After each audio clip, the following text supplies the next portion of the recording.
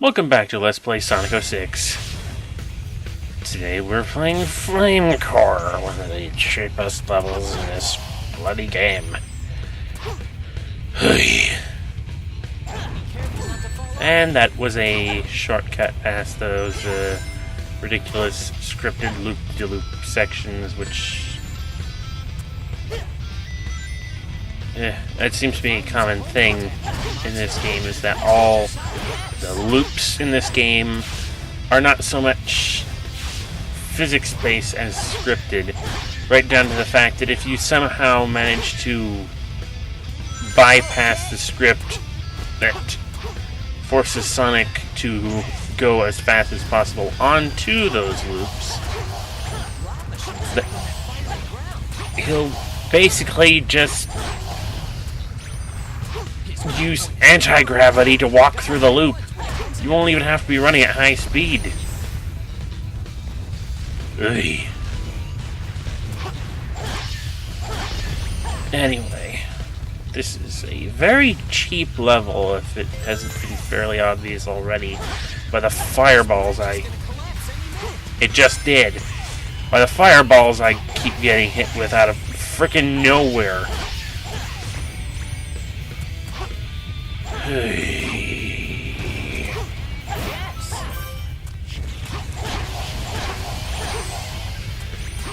Anyway, it's been a while since I edited one of these. It's been, I think, a whole day or two, I'm not sure. So, I'm a little bit behind on this. I'm gonna have to get this uploaded almost the instant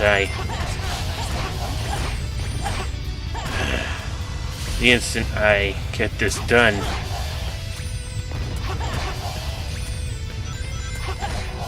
The reason I didn't work on anything yesterday is because I was on a trip out of town up to the city. I won't say which one or where, because I don't necessarily want to specify exactly where I live.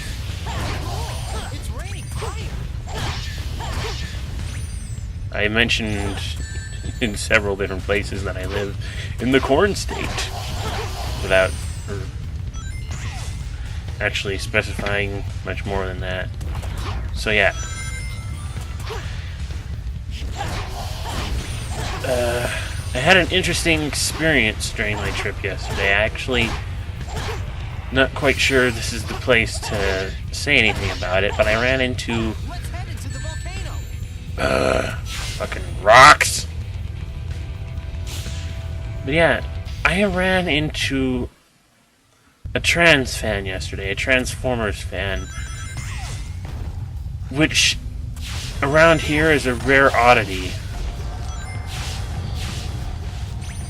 I mean, I know there are other Iowan Transformers fans out there, because on TFW 2005 there's a semi-active sightings board where people from Iowa will post what they see at what Transformers they see at the stores. I just never expected to meet any of them in person, and in fact, I don't think this guy... if you're watching, I'm sorry I forgot your name. I remember your YouTube name was Optus something. I'm sorry. I really am. If you're watching this, which I'm not sure, it was nice meeting you. Nice meeting a fellow like that, especially around here.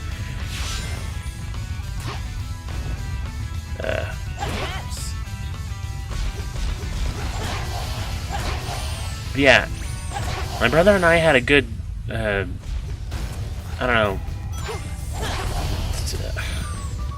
almost half an hour talk with him? I'm not sure. I didn't bring my watch, and of course I wasn't paying attention.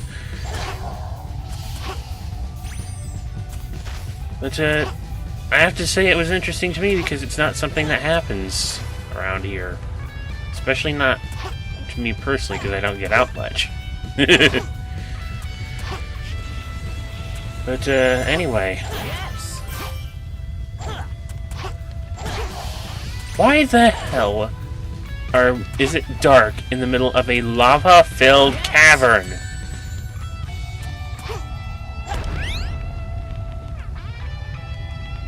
A couple of things I've been meaning to mention in regards to how I record stuff is that I kind of do it the, shall we say, old-fashioned bass-backwards way of recording everything onto a DVD, then re-recording all the footage I get onto a DVD onto the computer, and then using video editing software just to make it look better.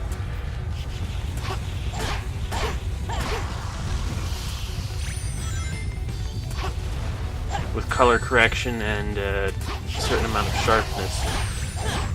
Thing is, even before color correction, the video recording was really dark in these sections. I mean, it looks okay now, I'm pretty sure, but you know, the original recording was still pretty dark in most sections. And in case you're wondering, this is me trying to bypass a Knuckles segment on my own, trying to avoid his help. Unfortunately, I fail massively. But the point is, this place is really dark, and on most of my TVs I can see it fairly well during the dark sections, but when it gets onto a computer, post-video editing or not, it is almost impossible to see what you're doing. What's going on here.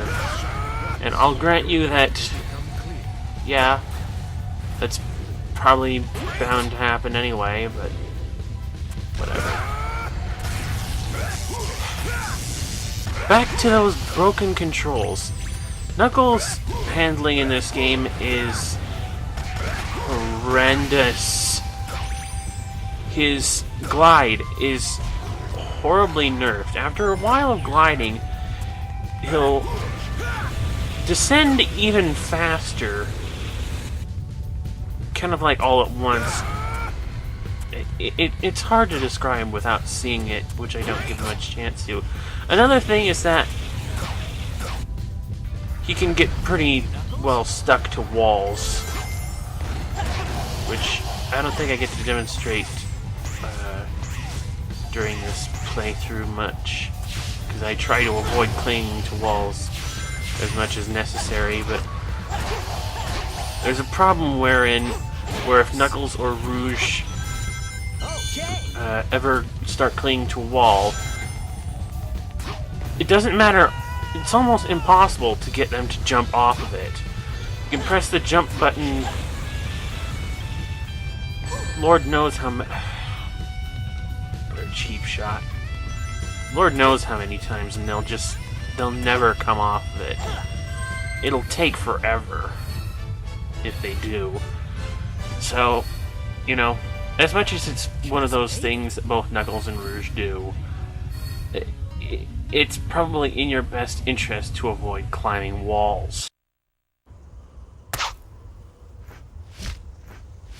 I found a Chaos Emerald. Don't touch it! What? What's this?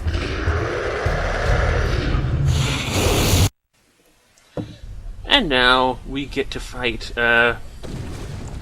Iblis, one of the big bads of this game. Perhaps not much of a big bad, though, considering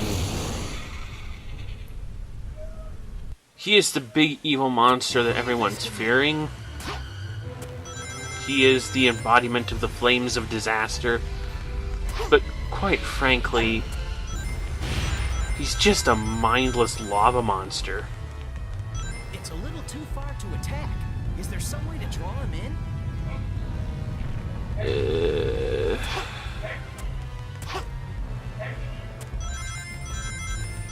Beagle sneezing. Now, this boss fight is actually fairly easy, if a bit tedious. unless you take steps to try and, you know, speed it up by being rather cheap, which I attempt to do because, you know, at first I was going to go for the long and tedious way of doing this. Then I took a hit, and after a while I thought, I'll go the cheap way.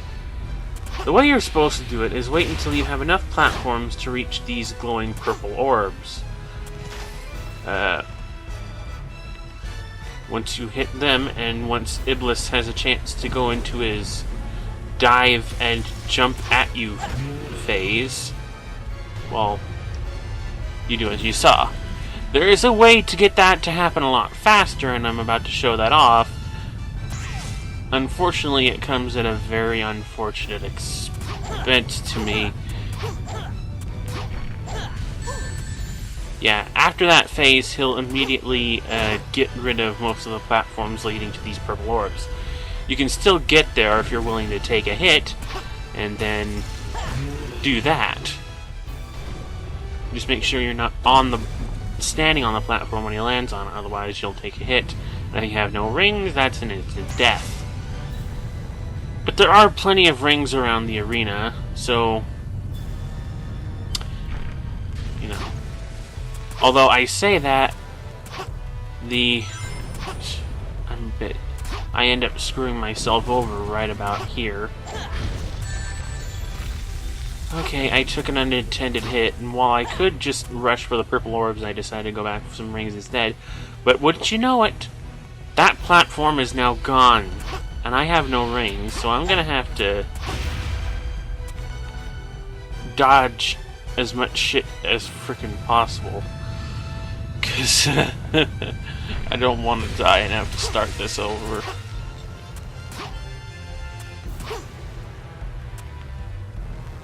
Most of the time you really don't have to worry about... Whoa! You don't really have to worry about him, as long as you can memorize his pattern. Usually it will be... what is it? Throw rocks, summon pillars, throw rocks, dive.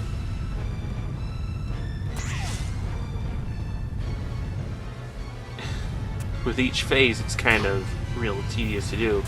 And here's where I realize I'm really screwed over. During the cooldown phase, you know, right after you hit him and you're jumping back towards that spring to launch you back to the opening area of this segment, he'll drop down some safety pillars in case he ended up destroying a bunch of them before during one of his previous phases. Unfortunately, for my luck, he did not bring down the one pillar where there are actually rings. So I'm pretty much pissing myself now to hope that I'm not going to take a hit before this is over. And thankfully I don't.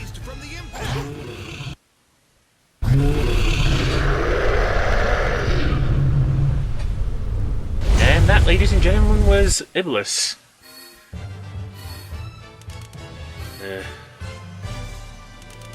Not very impressive for one of the big bads of this game.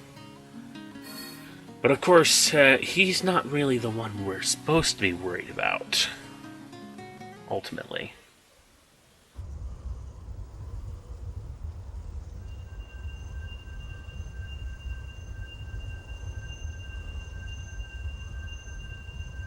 Bullshit powers activate. Chaos Control!